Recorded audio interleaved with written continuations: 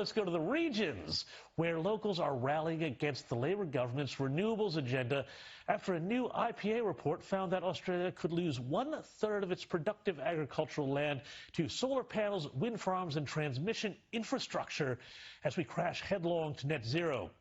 Joining me now to get across the details is Deputy Director of the Institute of Public Affairs, Daniel Wild, who joins us live from Mildura. Daniel, thank you so much for joining me tonight on Credilin. Take us through the findings of your report and what it would mean if we were to be, as they say, a renewable energy superpower off the basis of wind and solar, and the effect that this would have on communities like where you are right now.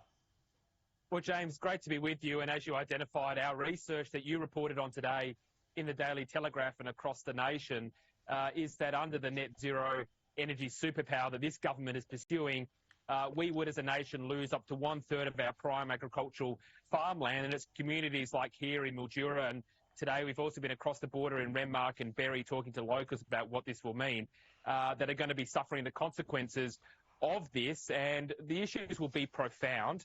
From a food security perspective, our production will decline rapidly. If you think prices are going up and are bad at the moment, just wait until what happens under net zero when we lose our farmland, when we've got wind turbines and solar panels across them. And it's also a massive energy security issue.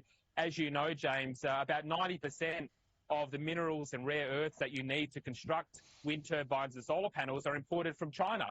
So we're giving up our energy sovereignty, losing our food security, and it's causing massive dislocation and disruption in farming communities like here in Mildura.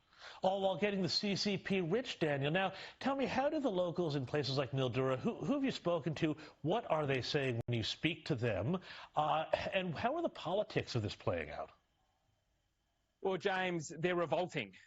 Farmers and local communities are revolting against Labor's net zero mandates. They haven't been consulted on this. As I said, it's dividing the community, it's undermining their local prosperity. It'll impact every Australian. So if you're sitting at home in the city or urban areas and you think this is just an issue for farmers, well, as I said before, when the production of our food goes down, your grocery bills will go up.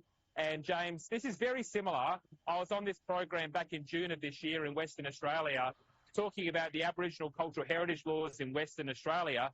And there was a revolt over there against the inner city elites, the bureaucrats and the woke activists that were pushing this onto the regions. And we saw that there was a massive back down there from the government in Western Australia.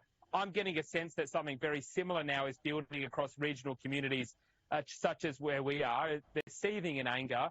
And there's a lot of resentment towards these inner city politicians and bureaucrats that, you know, they're not coming out here. They're not listening to the communities here who are suffering the consequences. And I think there's going to be a big revolt taking place in these communities over the coming months.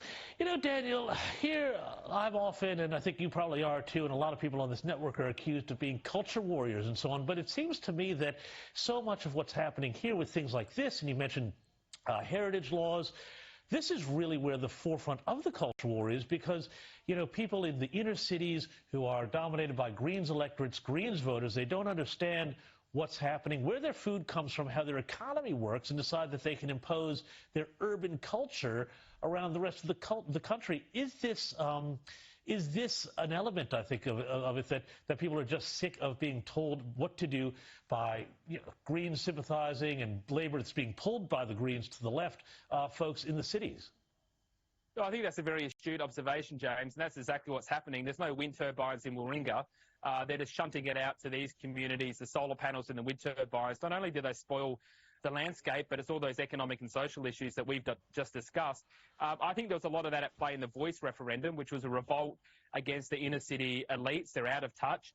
And as you and I have spoken about in the past, there's a big realignment taking place in our nation now with what I call the red Liberals, the working class Labor voters that are now moving towards the Liberals. We've seen that in the Voice debate where 70% of Labor seats voted no.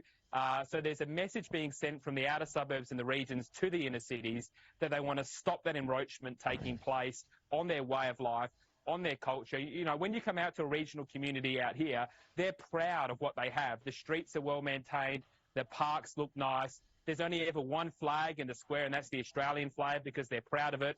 It's a very different culture and way of life in the regions. And as you rightly say, many of those from the inner cities look down and look down in a very demeaning way towards those out here that are really the heart and soul of our nation.